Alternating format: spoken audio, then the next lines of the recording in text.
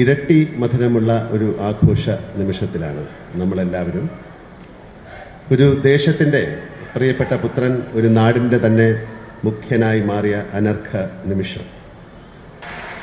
രാഷ്ട്രീയം മറന്ന്, ജാതിമത പരിഗണനകൾ മറന്ന് എനിക്ക് വേണ്ടി പ്രാർത്ഥിക്കുന്ന, എനിക്ക് വേണ്ടി വഴിപാടുകൾ നേരുന്ന, പള്ളികളിൽ പോയി മുട്ടുകുത്തി പ്രാർത്ഥിക്കുന്ന, എല്ലാ പ്രാർത്ഥനകളിലും പങ്കാളികളായ പതിനായിരങ്ങൾ, ഒരുപക്ഷെ എനിക്ക് വോട്ട് ചെയ്യാത്തവർ പോലും ഞാൻ ഈ സ്ഥാനത്ത് എത്തുന്നതിന് വേണ്ടി പ്രാർത്ഥിച്ചിട്ടുണ്ടെന്ന് എനിക്കറിയാം. ഇപ്പോഴും ആഗ്രഹിക്കുന്ന എൻ്റെ ഒരു കേരളമുണ്ട്. ജാതിമത ചിന്തകളില്ലാതെ എല്ലാവരും സാഹോദര്യത്തോടു കൂടി നിൽക്കുന്ന കേരളം. ഈ രാജ്യത്തോട് ഉറക്ക വിളിച്ചു പറയാൻ പറ്റണം, എൻ്റെ കേരളം, നമ്മുടെ കേരളം മതേതര കേരളമാണ് എന്ന്.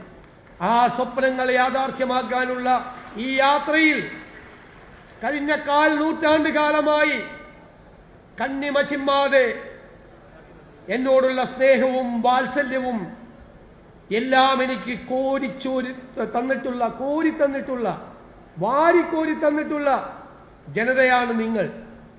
ആ നിങ്ങൾ, ഞാൻ ഇവിടെ എത്തി നിൽക്കുമ്പോൾ, ഞാൻ തിരിഞ്ഞു നോക്കുമ്പോൾ ഞാൻ കാണുന്നത് നിങ്ങളെയാണ്, നിങ്ങളെ മാത്രമാണ് എന്ന് നിറഞ്ഞ കണ്ണുകളോടെ പറഞ്ഞുകൊണ്ട് ഈ നാടിനെയും നിങ്ങളെയും മറക്കില്ല, മറക്കാൻ എനിക്ക് കഴിയില്ല എന്ന് മാത്രം വിനയപൂർവ്വം സൂചിപ്പിച്ചുകൊണ്ട് ഈ സ്വീകരണ സമ്മേളനം എന്നും ഹൃദയത്തിൽ സൂക്ഷിച്ചു വയ്ക്കാനുള്ള ഒന്നാക്കി മാറ്റിയ നിങ്ങളോട് എല്ലാവരോടും നന്ദി പറഞ്ഞുകൊണ്ട് ഞാൻ എൻ്റെ വാക്കുകൾ ചുരുക്കുന്നു. നമസ്കാരം.